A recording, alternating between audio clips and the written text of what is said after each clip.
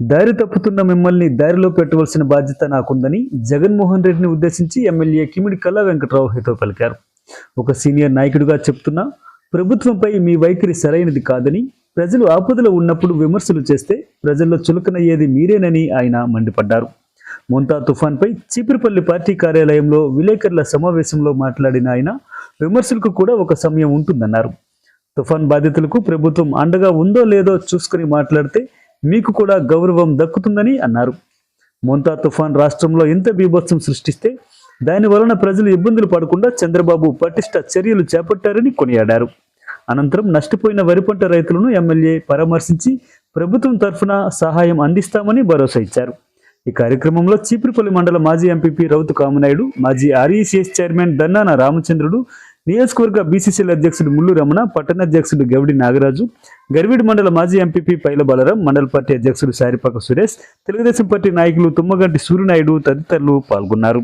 వస్తుంటారు కష్టకాలంలో ఉన్నప్పుడు ఆ పార్టీ ఈ పార్టీ అనేది కాదు, అందరం కలిసి ముందు ఈ కష్టాన్ని ఎదుర్కోవాలి. ప్రజలకు వచ్చే కష్టం అనేటటువంటిది కామన్. అది ఈ కష్టకాలాల్లో ఎప్పుడు కూడా ఎపిడమిక్స్ కానీ, అంటువ్యాధులు వచ్చినప్పుడు కానీ, ఓ తుఫాన్ వచ్చినప్పుడు కానీ, అధిక వర్షాలు వచ్చినప్పుడు కానీ, వరదలు వచ్చినప్పుడు కానీ అందరూ కలిసి పనిచేయాల్సినటువంటిది.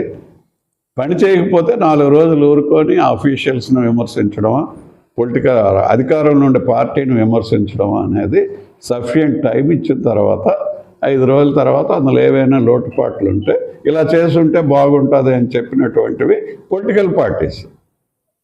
ఇప్పుడు అది కాదు, ఏదో దీనికోసమే పుట్టాం, విమర్శించడం కోసమే పుట్టాం, విమర్శలే చేస్తాం, మేము సొంతంగా టీవీలు పెడతాం, సొంతంగా పేపర్లు పెడతాం, విమర్శే మా బాధ్యత. అధికారంలో ఉన్నా వాళ్ళకి అదే పని, అపోజిషన్లో ఉన్నా అదే పని. అందుకోసం బాధ్యతాయుతమైనటువంటి పొలిటీషియన్స్ కింద, పొలిటికల్ పార్టీ కింద ప్రవర్తిస్తే ప్రజల్లో 4 మంచి మార్కులు పడతాయని చెప్పి కూడా ఈ సందర్భంలో చెప్పాల్సినటువంటి పరిస్థితి ఉంది. అందుకోసం ఏంటంటే దారి తప్పినప్పుడు అప్పుడప్పుడు మాలాంటి సీనియర్లు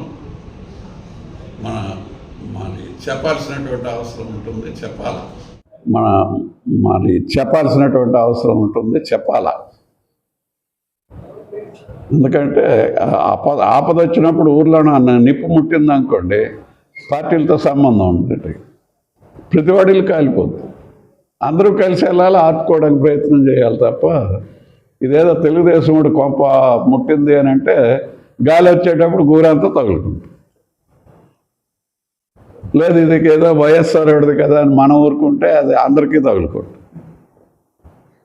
ఎప్పుడు కూడా విపత్తులో ఉండేటప్పుడు అందరం సహకరించి మన మానవాళిని ఏ విధంగా బాగు చేయాలని చూడాలి తప్ప విమర్శ అనేటటువంటిది గాలి రాకముందు, ధూళి రాకముందు, అది తీరాన్ని తాకముందే వీళ్ళు మొదలెట్టిస్తే చాలా కష్టం అన్నమాట.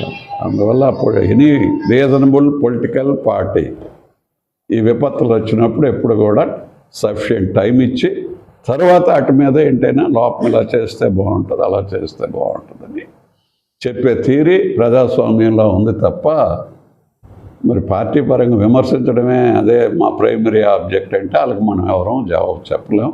అది ప్రజలే ఆలోచిస్తారు.